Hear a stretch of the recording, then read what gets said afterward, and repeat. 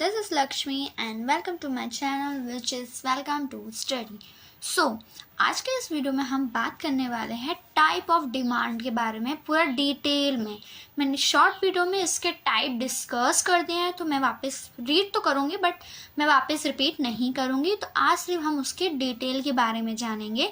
अगर आपको टाइप चाहिए सिर्फ तो मैंने शॉर्ट वीडियो में टाइप बता दिया है, ठीक है। तो आज हम स्टार्ट करेंगे उसका डिटेल में क्या होता है एक्चुअली टाइप ऑफ डिमांड में कितने टाइप के हैं और उसके कितने क्या क्या मतलब होते हैं उसके बारे में, ठीक है। तो हम स्टार्ट करते हैं सबसे फर्स्ट पे। तो उसके लिए हमें क्या करना होगा, स्क्रीन पे देखना होगा। Let's go to the screen. So अब तो फर्स्ट टाइप क्या बताया था मैंने, डिमांड फॉर कंज्यूमर गुड्स के बारे में बताया था और डिमांड फॉर प्रोड्यूसर गुड्स, दोनों एक ही है बट मैंने अलग अलग लिखा है ताकि आपको अच्छे से समझ आ जाए, ठीक है। तो पहला क्या है, डिमांड फॉर कंज्यूमर गुड्स क्या होता है, producer and product and services which are direct consume by an individual and which give satisfaction. मतलब वो प्रोडक्ट वो सर्विसेज जो डायरेक्टली कौन यूज़ करता है, कंज्यूमर यूज़ करता है और सेटिस्फैक्शन खुद लेता है। मतलब उसने कोई चीज़ खरीदी है तो वो डायरेक्टली कंज्यूम कर रहा है जिसकी वजह से उसको सेटिस्फैक्शन मिल रहा है, तो उसको बोलते हैं। इतना याद रखना, कंज्यूमर गुड्स मतलब वो गुड्स जो डायरेक्टली कंज्यूम किया जाता है कंज्यूमर के हिसाब, कंज्यूमर के पॉइंट ऑफ व्यू से, ठीक है। जो कंज्यूमर डायरेक्टली यूज़ करते हैं उसको बोलते हैं। अब डिमांड फॉर प्रोड्यूसर गुड्स क्या होता है, producer goods are those goods which are use for a production of other goods. मतलब प्रोड्यूसर गुड्स का मतलब वो गुड्स होता है जो किसके यूज में आता है, दूसरे गुड्स को प्रोड्यूस करने में। जैसे एग्जाम्पल रॉ मटेरियल, ठीक है। रॉ मटेरियल में क्या होता है, अगर आप वो क्या होता है कि डायरेक्टली कंज्यूम नहीं किया जाता है। पहला पॉइंट तो ये रखना, it is not directly consume by the consumer, ठीक है। वो डायरेक्टली यूज नहीं होता है, ये it's a raw material. Example में रॉ मटेरियल से हम लोग दूसरे गुड्स को प्रोड्यूस कर सकते हैं, उसको बोलते हैं प्रोड्यूसर गुड्स। मतलब वो गुड्स जो दूसरे प्रोडक्ट को प्रोड्यूस करने के लिए, लॉन्च करने के लिए यूज होता है उसको बोलते हैं प्रोड्यूसर गुड्स, ठीक है। और इस प्रोड्यूसर गुड्स को हम लोग डिराइव डिमांड भी बोलते हैं, ठीक है।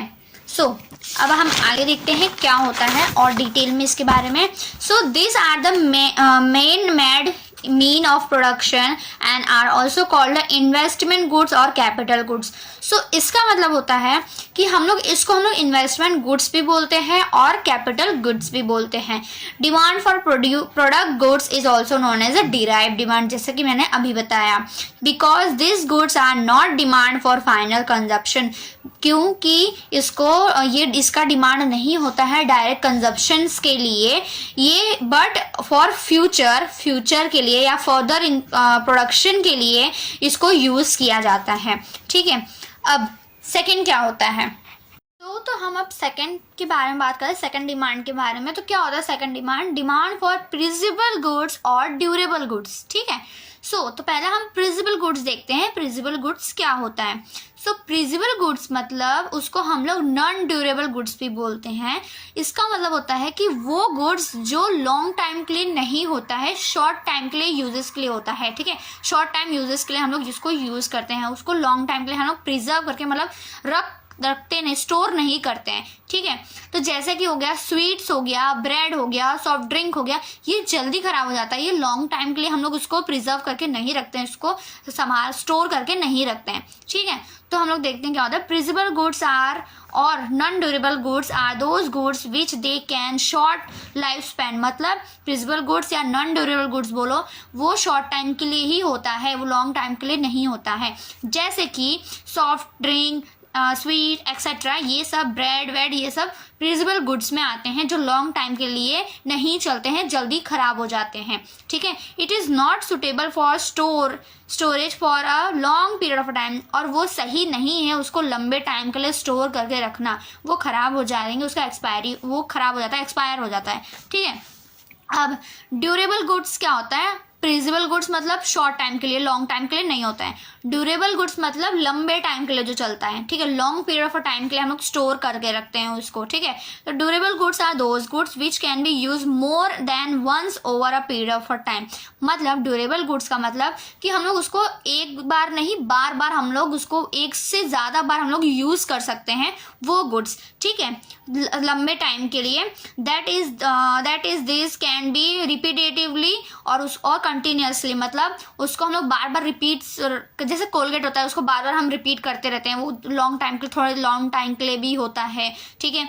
और जैसे फर्नीचर हो गया और भी कुछ हो गया, उसको लॉन्ग टाइम के लिए हम लोग वो यूज़ करते हैं, वो ख़राब नहीं होता, ठीक है। Use over a period of time, वो मतलब लॉन्ग टाइम के लिए चले, ठीक है, वो गुड्स को बोलते हैं हम लोग durable goods. It can be easily stored, उसको आराम से हम लोग स्टोर करके रख सकते हैं। एग्जांपल क्या है, furniture, scooter, television set etcetera, ये सब, टीवी हो गया, फर्नीचर हो गया, ये सब हम लोग लॉन्ग टाइम के लिए ही यूज़ होता है, तो उसको बोलते हैं हम लोग ड्यूरेबल गुड्स, ठीक है।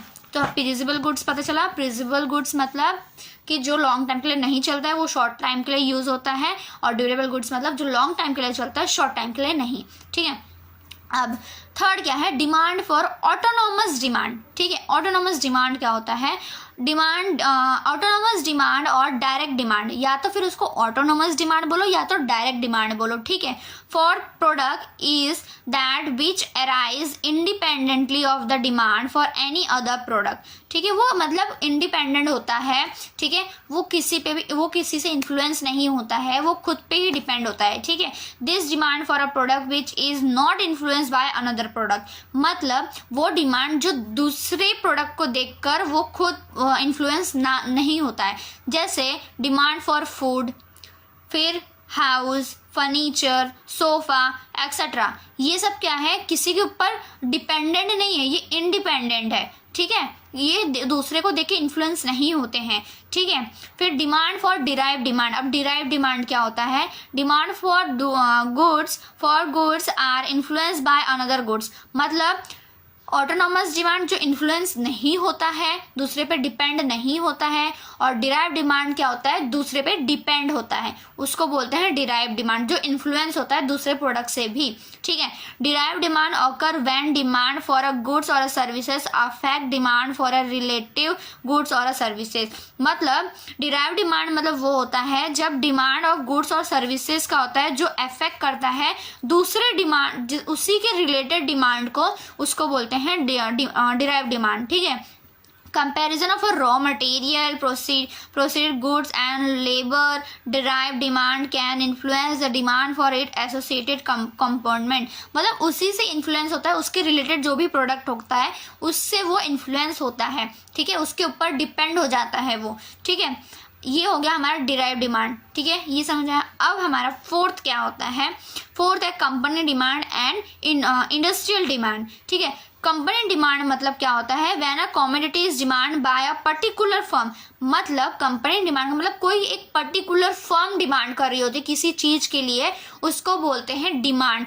जैसे कि कोई एक ही, बहुत सारी कंपनियां हैं, ठीक है, उसमें से सिर्फ एक ही कंपनी डिमांड कर रही है थम्स अप का, या कोई पेप्सी कोक का ही ले लो, ड्रिंक का ही ले लो, किसी सिर्फ वही एक कंपनी कर रही है डिमांड, तो उसको बोलते हैं कंपनी डिमांड। और इंडस्ट्रियल डिमांड वो होता है जो बहुत सारे इंडस्ट्रीज जो डिमांड कर रही होती है, बहुत सारे इंडस्ट्रीज जो मांग रही होती है, उसको एक ही साथ में जो होती हैं उसको बोलते हैं इंडस्ट्रियल डिमांड, ठीक है। तो अब देखते हैं demand for short run demand and long run demand, वो क्या होता है। तो शॉर्ट रन डिमांड मतलब जो करंट डिमांड होता है, जो फिक्स होता है नेचर में, उसको बोलते हैं हम लोग शॉर्ट रन डिमांड। और लॉन्ग रन डिमांड वो डिमांड होता है जो लॉन्ग टाइम के लिए होता है, जो इन्फ्लुएंस होता है उसके लिए बोलते हैं, उसको बोलते हैं हम लोग लॉन्ग टाइम के लिए हम लोग मांगते हैं, प्रोडक्ट को प्रोड्यूस करते हैं, उसको बोलते हैं लॉन्ग रन डिमांड, ठीक है। जो कि जैसे कि टेक्नोलॉजी हो गया, अगर फ्यूचर में टेक्नोलॉजी चेंजेस होता है तो उसके लिए हम लोग न्यू टेक्नोलॉजी लाते हैं, जिसकी वजह से नया मोर प्रोडक्शन होता है, साइजेस होता है, क्वालिटी होती है, एग्जिस्टिंग प्रोडक्ट इंप्रूव होता है, change in size of and composting of population, ठीक है। तो इसके लिए क्या होता है, ये लॉन्ग रन में आता है, ठीक है, और शॉर्ट रन में सिर्फ नेचर में फिक्स होता है, और वो करंट जो भी डिमांड होता है उसको बोलते हैं हम लोग शॉर्ट रन डिमांड, ठीक है। तो ये खत्म होता है। और फिफ्थ क्या है, टोटल मार्केट डिमांड, ठीक है, demand for a total market. तो उसका मतलब क्या होता है कि जब प्रोडक्ट सारे कंज्यूमर मांग रहे होते हैं या टोटल मार्केट जितना भी है, सारे प्रोडक्ट, एक ही प्रोडक्ट को बहुत सारे लोग मांग रहे होते हैं, तो उसको बोलते हैं टोटल मार्केटिंग डिमांड। और फिर अगर मार्केट सेगमेंट डिमांड, जो एक पर्टिकुलर प्रोडक्ट के लिए सब लोग बोल रहे हों, तो सब मांग रहे हों, तो उसको बोलते हैं हम लोग मार्केट सेगमेंट डिमांड। ठीक है, तो ये था हमारा टाइप ऑफ डिमांड, ठीक है, जो कंप्लीट हुआ आज का डिटेल। ठीक है, तो नेक्स्ट वीडियो में पढ़ेंगे लॉ ऑफ डिमांड, कि लॉ ऑफ डिमांड क्या होता है। ठीक है, तो आज के लिए सिर्फ इतना ही, हम धीरे धीरे आगे बढ़ेंगे। ठीक है, सो आज का वीडियो यहीं एंड करते हैं। अगर वीडियो अच्छी लगी तो प्लीज़ लाइक करना, सब्सक्राइब करना और शेयर करना, और बेल आइकन को क्लिक करना मत भूलना प्लीज़, ताकि आपको नोटिफिकेशन, मेरी जब भी मैं वीडियो अपलोड करूँ आपको नोटिफिकेशन मिल जाए। ठीक है, तो thank you so much for watching my video.